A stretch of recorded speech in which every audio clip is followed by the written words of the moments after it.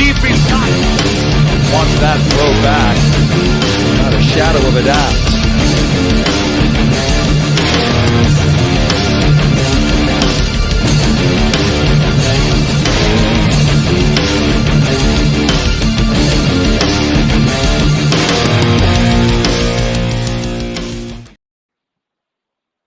Welcome to another edition of the Summer Showcase. It's Michael Washington, as always, bringing ELF content to you. Today, I have a very special guest here, former ELF quarterback and Raiders Tirol Raiders quarterback, Christian Strong. Christian, how you doing today? Thank you for joining me, as always. I appreciate your guys' time when you come on. I'm doing awesome, man. I appreciate, being on the Shady Sports Network. Thank you for having me, and it's an honor, man. And I'm excited to just talk football. Yeah, for sure. I mean, first and foremost, I always like to start off these interviews. I have the same kind of question that I always like to ask people, especially when you're an import, whether it's I don't know. Did you qualify as an American import even though you're from Canada? Yeah, so I still was an American import. So in the ELF, they consider all of North America together, so Canada, Mexico, and US. But Okay. fun fact, I was the first ever Canadian to get picked up, especially at the quarterback position too. So there hasn't been a Canadian quarterback yet, besides me. Oh, that's awesome, man. Congratulations Yeah, on having that distinguished honor for I sure. appreciate it. Absolutely. I appreciate it, man. Yeah. I definitely took honor in it for sure. Yeah, absolutely should have. That's fantastic. That's amazing.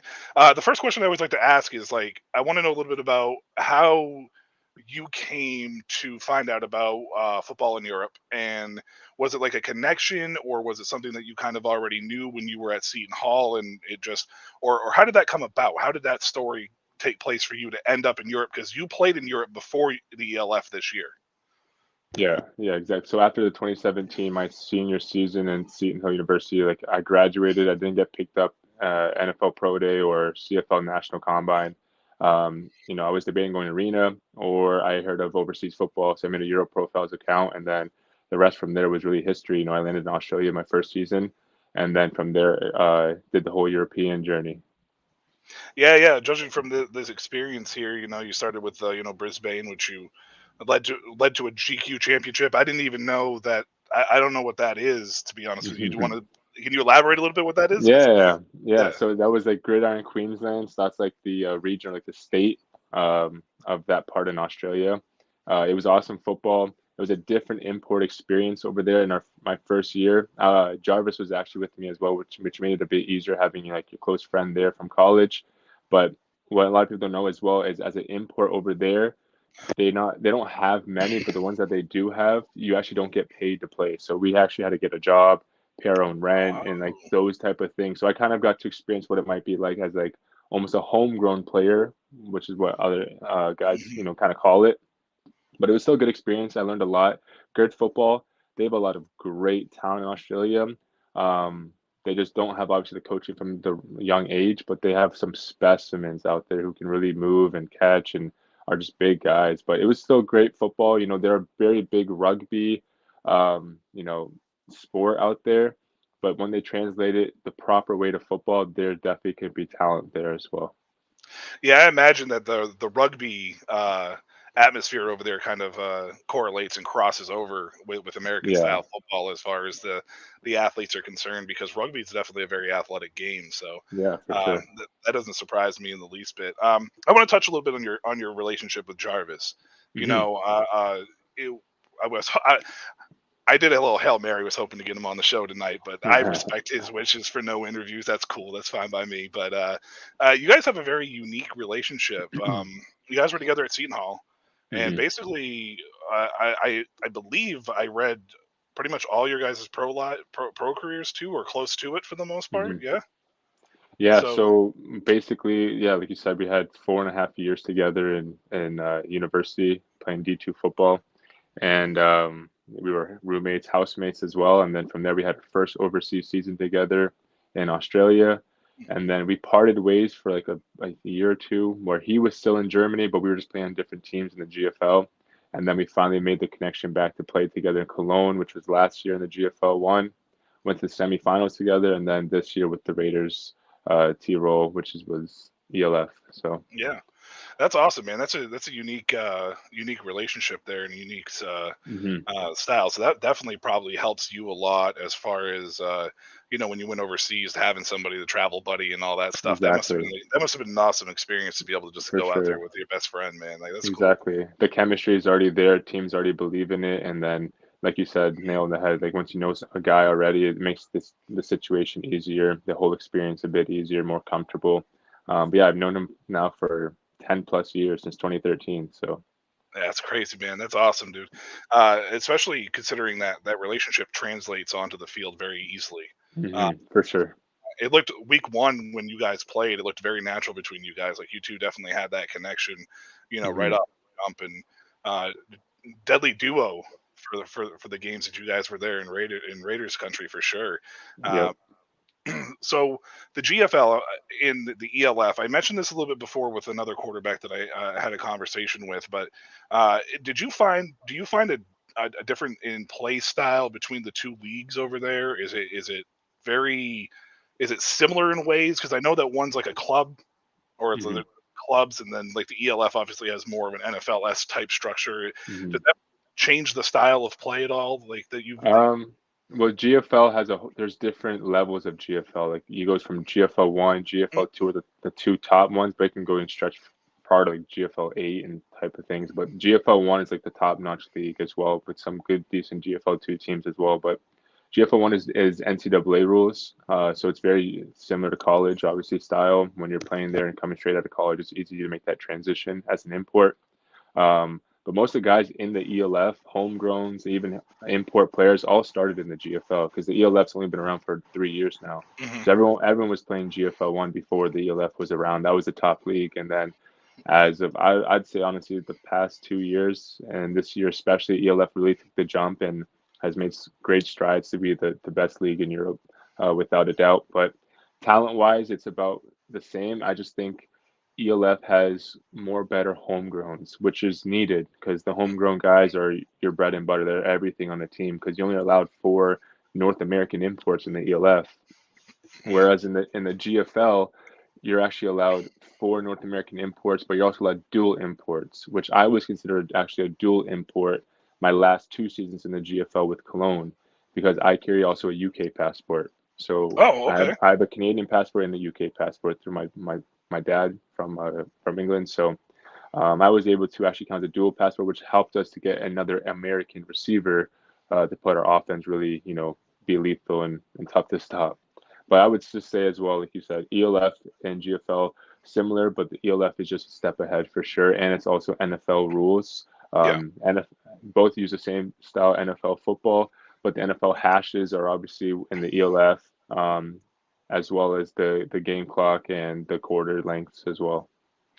Yeah, man, that's always intriguing to me and interesting to find out the different styles and stuff because Hmm. even though it's outdoor football and as much as I love outdoor football, sometimes the play style is different, from league to league and whatnot. So I love hearing For about that, sure. man. So, um, what your time with Cologne? You were there for what, 3 years, right? Two Two seasons with years, two Cologne. Yep. seasons. Yeah, two Yep. seasons with Cologne, and you had a quarterfinals appearance and a semifinals appearance. With them. Your time in Hmm. Cologne compared to your time with the Raiders Tirol this year. Hmm. Um, Hmm.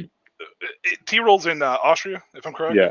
Yeah. Yeah. So I asked this question on another interview, but Hmm. who has better food between the two, between Austria and Germany? Who has better food to you? Mm, that's close. Honestly, I think Austrian schnitzel is better out in Austria. I know a lot of the Germans will get mad at me for saying that maybe, but actually, I think Germany has better like Döner and like shawarma spots. Okay. But I personally might go. I think that Germany has more options of food as it's just a bigger country, so you can kind of get more. Where I was in Innsbruck, it's still a beautiful, nice town. You can get pretty much all the food that you can imagine, but I think Germany just has maybe better options and a bit more to choose from still. Yeah, okay. I just had to ask that question because I got the same answer about the Austrian schnitzel as I did Germany. I plan on Yeah, traveling over there and trying to catch some games, so yeah, got I just to. want to know, man. I just wanted to know. Yep, I'm a big yep. dude now, so I mean, like, No, food is where I'm at. But they have good food in both countries, and it's definitely different. Like, you get a bratwurst at any of the games you go to, and you get pommes, which is just French fries, and a big thing over there. They like to eat French fries with mayonnaise, but it's really good. I don't know, something just simple about it is good. Maybe people already do that back at home here in the States or Canada side, but yeah. Yeah, French fries with mayo isn't something new, at least in my household. With between my wife and I and my Yeah. kids, they're not big ketchup people. They love mayo, so that's where that Yeah. goes. Yeah. All right, so we know what happened. We've heard the story about what happened with T-Roll in the middle of the Mhm. season. What is the next step for you, Christian? What is your next goal? Is the ELF still a a spot that you would return to if the circumstances were right with another team? Is Mhm. it something that you want to try to get back over here, in this part of this part of the country to play at? Like, what is your next step, and where's your ultimate goal, I guess, from here? So my ultimate goal would naturally be to, hopefully land up in the CFO with Toronto Argonauts or Hampton Tiger Cats. They're right in my backyard. I'm about 25 minutes distance from either one of the two clubs. But as Okay. we all know, it's tough to be a Canadian quarterback and get picked up. There's only one Canadian quarterback in the CFL right now in Edmonton. He's doing an awesome job. Shout out to Trey Ford. He's kind of paving the way Oh right now yeah. for Canadian quarterbacks trying to make that jump to the CFL. But that would be the ultimate goal, even XFL, USFL. When we came out of college back in 2017, there weren't these other leagues that Mm, are formed. There was no ELF, there was no USFL, no XFL. Um, so you didn't have you had there had if you didn't make the NFL or CFL, you kind of had to go overseas in Europe. You had to do that if you wanted outdoor football still at a good competitive level where you can still get game tape. But I'm at an age now. I'm 28 now. I've done 5 years overseas. Playing GFL, playing the ELF. It is very similar and it is great football, mm, but it's just not feasible in terms of to make a true living off of. mhm. Salaries cap out at a certain amount. So knowing that, things aren't getting cheaper back where I live as well, just outside of Yeah. Toronto, things are very expensive. I have plans with my girlfriend to obviously move out and, start our lives and our chapter together. But yeah, so I kind of would need hopefully maybe a big league offer. Like I said, that's what I'm aiming and gunning for and going to work hard for to try to get this year. But if not, who knows? Who knows what's in store? Just leave it in God's hands. Yeah, I feel you there, man. I mean, for sure, it's definitely something that I think a lot of players around that time that you came out would have absolutely loved to have these Hmm. options, whether it was overseas or the XFL, USFL, the LFA in Mexico, Yeah, exactly. the IFA is apparently going to be launching next year as well to kind Hmm. of bring in a little bit of another option for outdoor. And there's a lot of talent out there. Like There's a I lot. want. Oh, there's so There's a much talent. lot. One thing being overseas, you really see there's talent all across the world. It's loaded. Some of these guys need is the right coaching, and they could have easily played D1, D2 football, maybe even been playing on Sundays. Like I play against guys who, are just they're dogs out there. Some Mm, real dogs out there on that football field, and you see it in all these levels. Like you said, Mexico, Germany, Austria, ELF, all over. You really see it. yeah, and that's really the biggest thing is obviously trying to bring in a sport that isn't prominently doesn't dominate the sporting world in that Yeah. culture, and seeing what Vienna's doing with Hmm. the youth. Like uh, I love that I'm hearing stories of a lot of these franchises over there. They're kind of starting to build little youth programs. Is T-Roll doing that at all with in Innsbruck over there? Yeah, Innsbruck, they have a youth program as well. I don't think it's maybe as as big as Vienna's or like a Cologne or a Dusseldorf. I know England has a top-notch one as well, the NFL Academy one over there. Hmm. But all most of these clubs have a youth program. How much they invest in it, I don't know, but the top ones you had already mentioned. But the thing is, as well with overseas and just Europe football, is that they don't have sports. They don't have football in high school or university. So that's like the biggest downfall is that like they'll have club football, like you have to pay to play in a Right. sense, but they don't have it at like schools, and that's the biggest difference.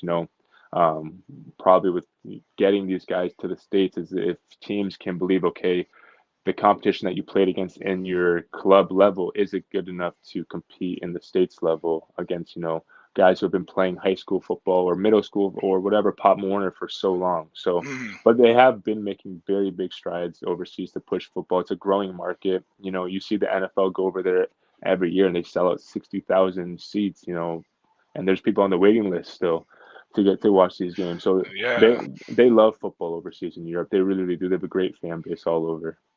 Well, speaking that you bring that up, I love that you brought that up because I did see the yesterday early morning that the ELF championship game, or maybe that was this morning. I'm not sure. My Hmm. days run together, but the ELF championship game sold out Yeah, for this year. 30,000. So Yeah, that's incredible. it was already at like 22,000 before the season started.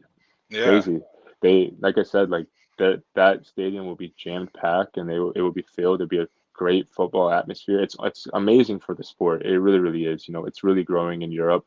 It's awesome to see, and I can really see this league. If it keeps running smoothly, they keep decide on the right teams to put in to the league in different cities, different nations. It could grow. Who knows? It can grow and grow and grow to be like maybe the top three, top four league in the world. So.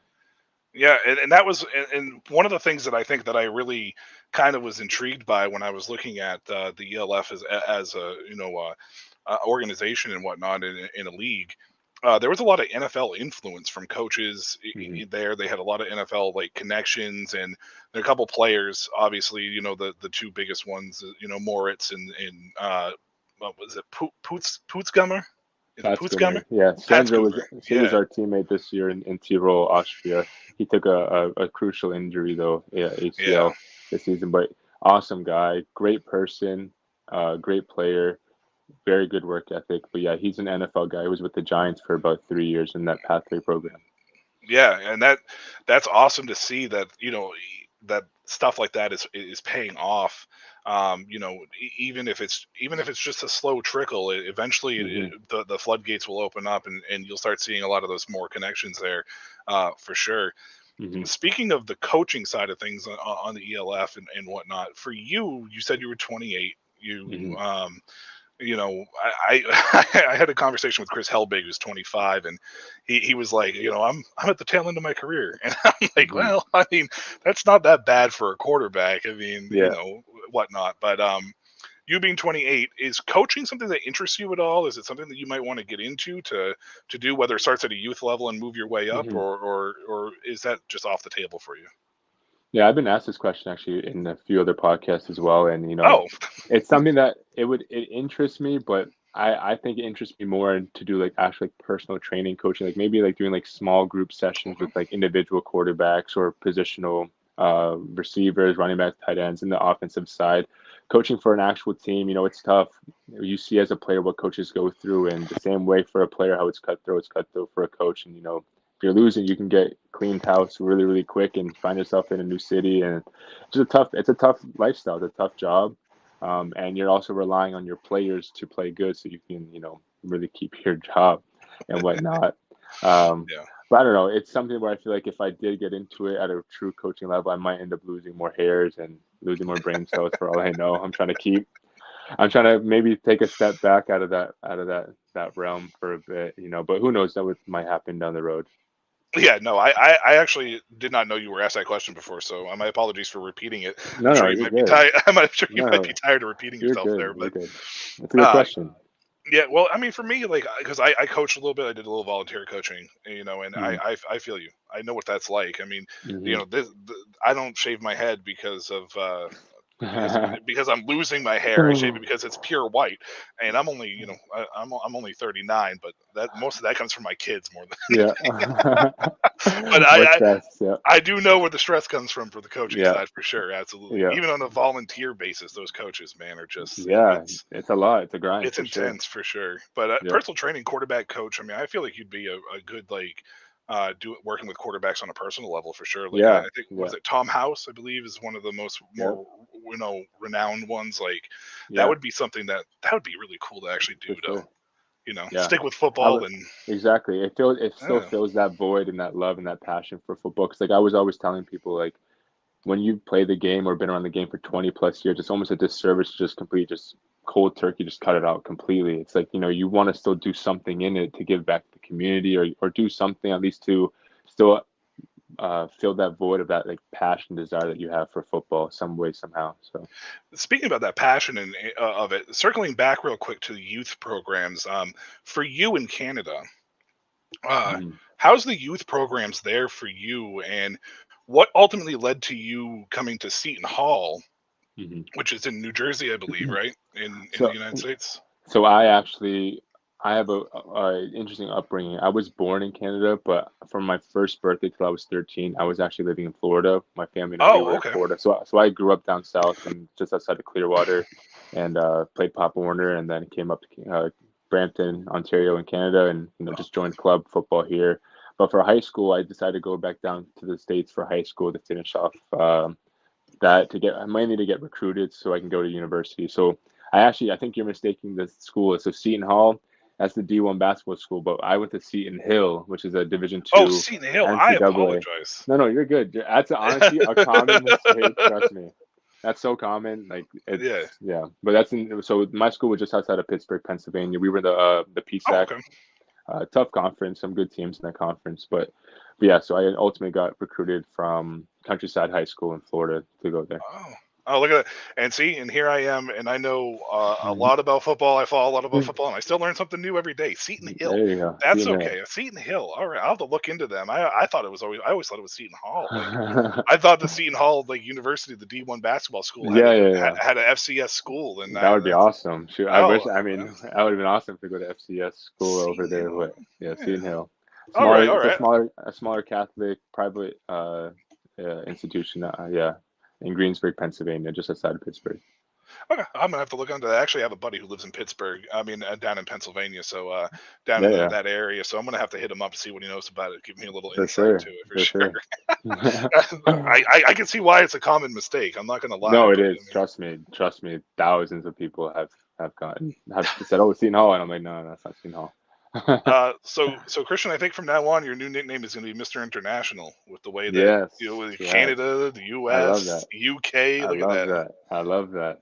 I mean, I don't know if that will actually stick, but I mean, I'll take it though. I'll take it. It has a ring to it. it does, Mr. International. Yeah. I would say Mr. Worldwide, but I just feel like that would just be a Pitbull thing, and it's just not Exactly. I really. was just Yeah, thinking that too.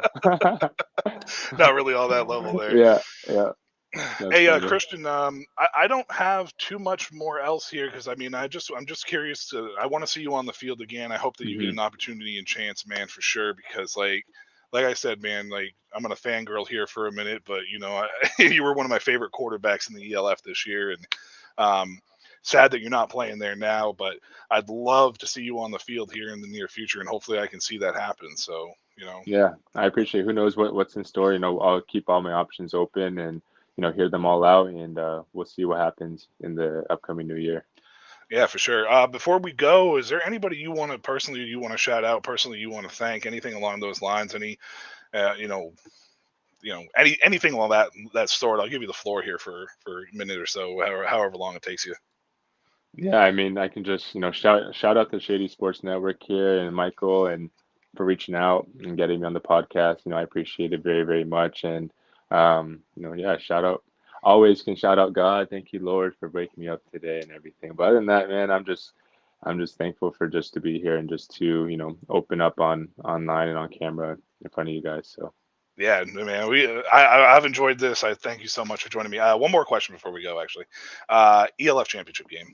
hmm What's your what's your first and foremost? Let's start with actually the Raiders and Berlin yeah, and Warclaw. yeah, yeah, They were all in this kind of three-way. There's a chance that T-Roll can get eliminated here. yeah. Um, who do you see? Which two teams do you see coming out of those three that Uh, you think could slip into the playoffs there? I would love to see Berlin get in there. My former teammate Aaron Jackson, he's been balling this year. Oh He my was God, with me in so good. Cologne. Was with me in Cologne for 2 years. He's an awesome receiver, awesome person. Shout out to AJ. I do, however, think Raiders are going to beat the Surge this week, and I Mm. think they'll beat Milan. I think they'll win out. So I think that Raiders would just slide in there at the sixth spot. And I still think maybe Roclaw then would be fifth if they win out, or maybe they maybe could switch and vice versa. But that's why I see it being. I see it being Rheinfire, Vienna, Frankfurt, Stuttgart or Raiders, and then Wroclaw getting in there. Maybe Okay. Berlin. I don't know if Berlin can sneak in there. I don't know. It'll be tough. Like I said, I would hope that they would because I have a few former teammates and buddies over there as Yeah. well. But we'll see. Yeah. Aaron Jackson, man, he's been balling out. It's been a lot of fun watching him do this Yeah, year, for he's a sure. dog. He's a Uh, dog. Really good. okay, so assuming that, let's say Berlin misses and we go with the other Hmm. 6, Hmm. what's your championship game and prediction? Is it gonna be chalk? Is it gonna be Rhine and I in see it. Vienna?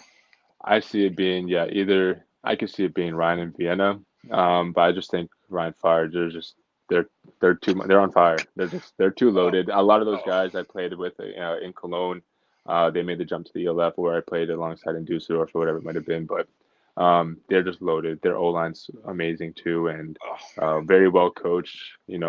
Coach Weidinger is doing a great job out Mhm. there, and Jim Tomsula. But Jadrian's playing like a madman too. He's on Oh, pace to get 50 plus touchdowns. But yeah, like I said, they have too much firepower, and I don't see a team beating those guys. I think they might win. I think they might win pretty easy, to be honest with you. oh wow. I don't. Okay. I don't think it'll be a close game in the championship this year. Kind of like how Vienna, took care of business last year. It wasn't really a close game. Mm. I think it might be the same thing this year, but for Rheinfire. Yeah, Jadrian over there is he's just straight Yeah, balling. I mean, Ryan has got yeah, they're probably one of the most balanced teams that I've yeah, probably ever completely. seen, man. And Like, that defense as well. They have a great linebacking core with a good linebacking coach with Coach Copper, doing his thing as well. He coached me out in Cologne as my head coach, but yeah, they also have that home field advantage, being that it's in the championship game, in oh their yeah. stadium. So they're going to be packed out for the Rhine Fire that game. I can't see them losing.